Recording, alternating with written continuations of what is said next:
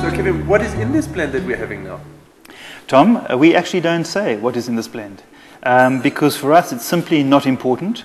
This is more about me having the confidence to whisper style than shout big, bold, brash because of winemaking excesses. You know, overripe fruit, over-extraction in the cellar, the use of too much new wood. Those are easy wines to make, but they're very often boring wines that can come from a number of New World wine-growing countries, you know, from Argentina, Chile, South Africa, Australia, America. And for me, it's not about cultivars, it's more about achieving and pursuing a style. So this is your secret for the moment, but I'll find out on my import documents, I'm telling you. I hope you are successful, but promise me you will not tell your clients what it's in, because you know what happens when you know what's 99.9% of us, when we know what is in a wine, what the cultivar makeup of a wine is. Do you know what our natural instincts are? Certainly it's mine. Say for example, this was, as is many New World style red blends, a blend of Cabernet, Shiraz and Merlot. Most of us will go, oh yes, I can smell the cassis. I can smell the cassis of the Cabernet. Or the spiciness too of the Shiraz, and when I taste it, yes, I can smell the softness and I can taste the roundness of the Merlot. But what we actually then do is we drink 3 wines, but a blend is only 1 wine. Now, if you do not know what's in the blend, then you are forced to confront what you see, what you smell, what you taste in your hand. You do realize that you're now making fun of all that wine descriptions we are trying to make for our customers. Well, in a way, I'm not sure we are. I think what happens is your descriptions then are less about the fruit characteristics of the known cultivars and more about style. So you can still talk about beautiful plummy red berry fruit. You can talk about silky smooth polished tannins. You can talk about a depth of structure. Okay. And those are all stylistic descriptors. And this is what I want. I think when the first Bordeaux blend was made, it wasn't to think, well, we have some Cabernet Sauvignon, we have Cabernet Franc, we have Merlot, we have Malbec, we have Petit Verdot, let us put it all together.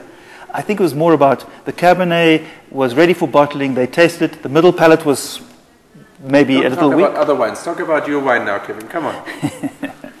This is really about pursuing the style. So it's about iron fist in silk glove. It's about balance. It's about finesse.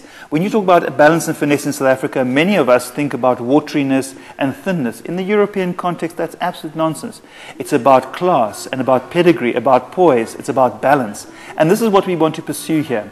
That great wines of the world have got this balance, this poise.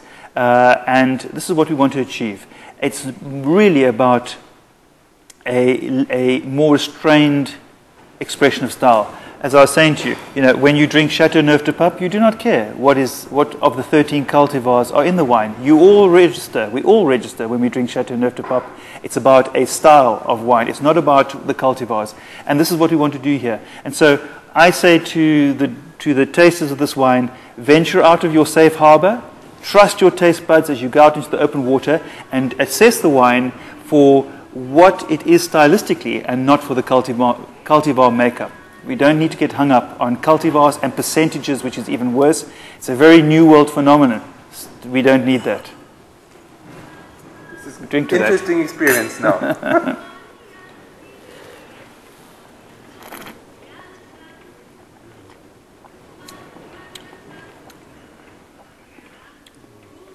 So what you have here is you have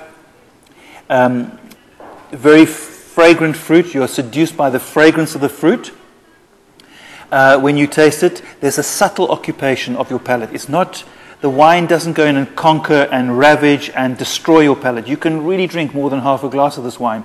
You either like your vanilla ice cream as just a scoop of vanilla ice cream, or you like it as Knickerbocker Glory, the American style of making it. We don't like that.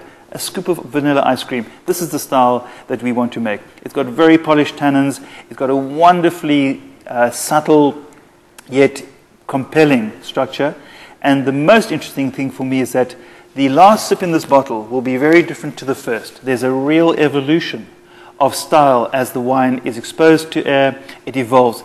There's not, which so often is the case in New World Reds, a consistency that is so boring. The first sip and the last sip of the wine is exactly the same. Here there's an evolution.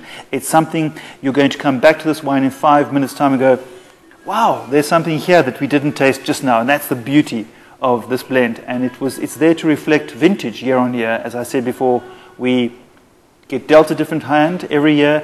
We choose cultivars that have responded best to each vintage. But isn't there a bit of cassis from the Cabernet?